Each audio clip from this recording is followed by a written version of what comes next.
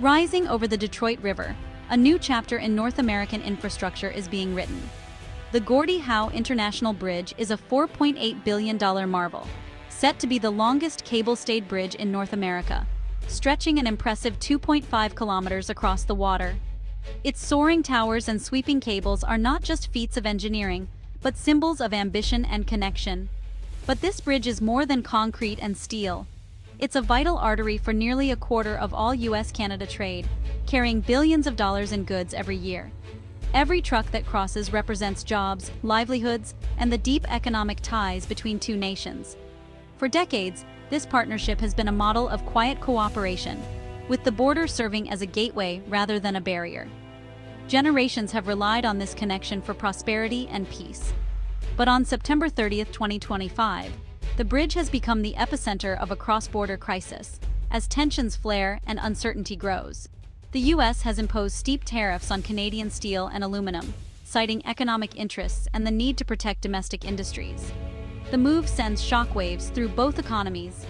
In response, Canada retaliates with its own tariffs, targeting American goods from agricultural products to manufactured items, escalating the trade dispute. What was meant to unite now threatens to divide, as the project's budget and timeline are thrown into chaos. Delays mount, costs spiral, and the future of the bridge hangs in the balance. Construction continues, but uncertainty hangs over every beam, every bolt, and every worker's day. The sense of progress is shadowed by doubt. The world watches as two allies, once united by shared goals, now face a crisis that could reshape their economic future and redefine their relationship. This is more than a bridge. It's a test of friendship, a symbol of cooperation, and now, a lifeline strained by a trade war that threatens to pull both countries apart. The conflict ripples far beyond the construction site, affecting businesses, workers, and families on both sides of the border. Local economies suffer, and everyday life is disrupted as uncertainty becomes the new normal. As the bridge rises, it stands as a daily reminder of what's at stake in a divided world, a monument to both the promise of unity and the peril of discord. The US and Canada share the world's longest peaceful border, stretching over 5,500 miles from the Atlantic to the Pacific. This border isn't just a line on a map. It's a symbol of trust, cooperation, and shared history between two nations. Over the decades, these neighbors have built one of the most integrated economies on the planet, with daily life and business deeply intertwined. Trade has always been the cornerstone of this relationship, with goods and services flowing freely across the 49th parallel. Every day, nearly $2 billion in trade crosses this border, fueling industries and communities on both sides. Landmark agreements like the 1988 Free Trade Agreement and NAFTA dismantled barriers, creating a vast continental market and setting the stage for even deeper economic ties. Supply chains became deeply integrated. Car parts, raw materials, and finished products now cross the border multiple times before reaching consumers. This seamless movement has made North American manufacturing highly efficient and competitive. The Detroit-Windsor corridor, in particular, became the beating heart of this trade, supporting millions of jobs and connecting communities through commerce and culture. For decades, families, tourists, and businesses have moved almost effortlessly between the two countries, sharing experiences, ideas, and opportunities. The idea of a hard border, with strict controls and barriers, was once unthinkable, almost unimaginable for those living in border towns. But even the strongest partnerships face friction. Disputes over lumber, dairy, and other goods have surfaced over the years, sometimes sparking protests and heated debates. Yet, these disagreements were usually resolved diplomatically, through negotiation and compromise, never truly threatening the foundation of the relationship. Today, however, the current tariff showdown is different. It targets the very materials, steel and aluminum, that physically and economically bind the two countries together. This marks a shift from decades of cooperation to a new era of confrontation, introducing uncertainty and anxiety not seen in generations, and putting jobs and livelihoods at risk. The spirit of partnership that made projects like the Gordie Howe Bridge possible is now under threat, leaving many to wonder what the future holds for this vital cross-border relationship. The crisis erupted suddenly when the US government announced a sweeping 25% tariff on imported steel and a 10% tariff on aluminum, targeting even its closest trading partner, Canada, and sending shockwaves through the continent's supply chains. The official justification was national security, protecting American industries deemed vital for defense and economic stability. But for Canada, this move felt like a deep betrayal. Canadian steel and aluminum have long been the backbone of U.S. manufacturing, from cars to fighter jets, and are essential to both countries' security. The timing couldn't have been worse for the ambitious Gordie Howe Bridge project, which depends heavily on Canadian steel to rise above the Detroit River. With tariffs now inflating the cost of every beam and bolt crossing into Michigan, the project's carefully planned budget was thrown into chaos, threatening deadlines and jobs. Canada wasted no time in striking back, imposing dollar-for-dollar tariffs on a wide range of U.S. goods, from raw materials to everyday consumer products, escalating the trade standoff. A Buy Canadian movement surged, urging citizens to support local businesses and avoid American imports, while cross-border shopping and travel plummeted. In just 6 months, commercial truck crossings fell by 20%, and passenger vehicle traffic dropped 15%, straining businesses on both sides of the border. The bridge, once envisioned as a powerful symbol of unity and cooperation, now stands as a casualty of economic warfare and political brinkmanship. The Windsor-Detroit Bridge Authority has issued warnings about significant delays and mounting cost overruns, as uncertainty clouds the project's future. Every day the dispute drags on, financial pressure intensifies, with contractors and suppliers caught in the crossfire.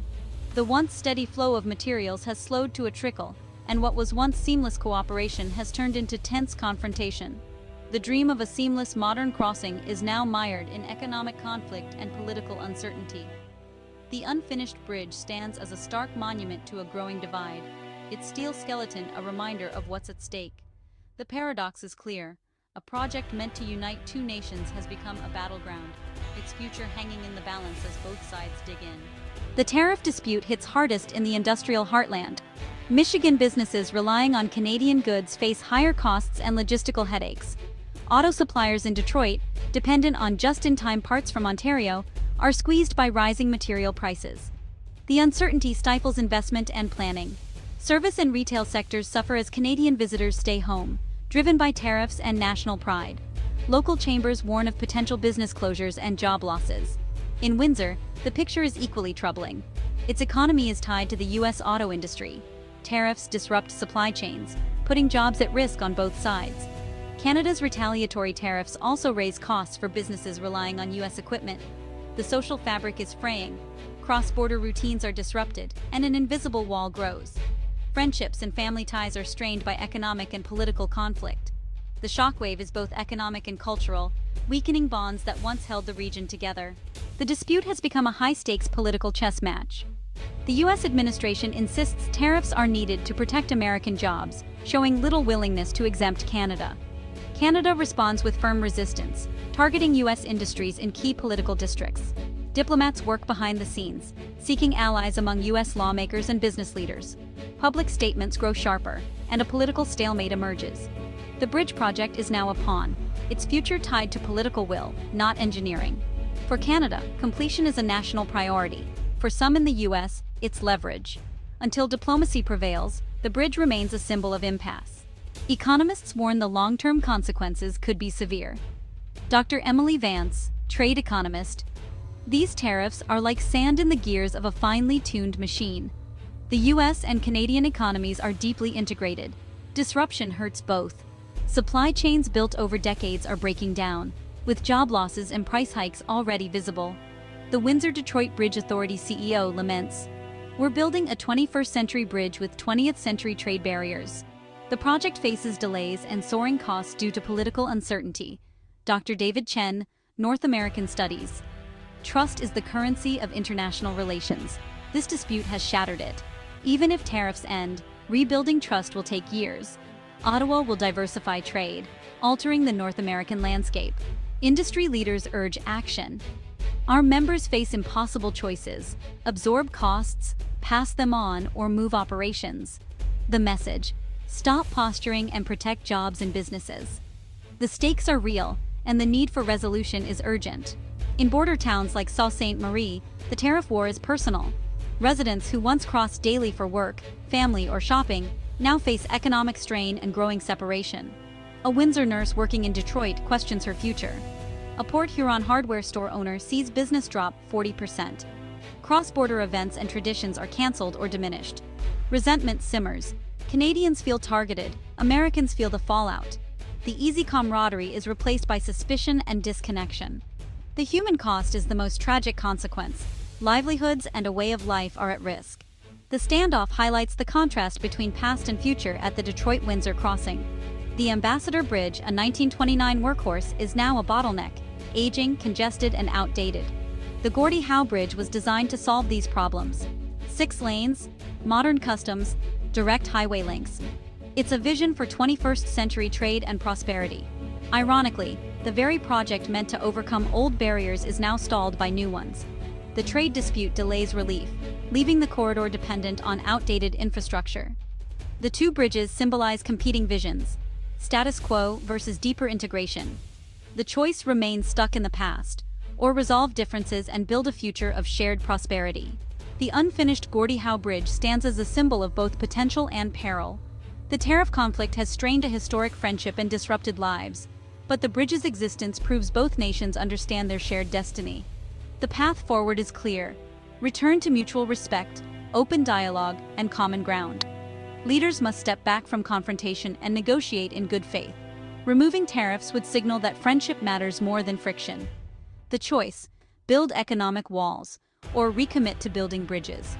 Let the Gordie Howe Bridge stand as a renewed symbol of partnership and a future built together.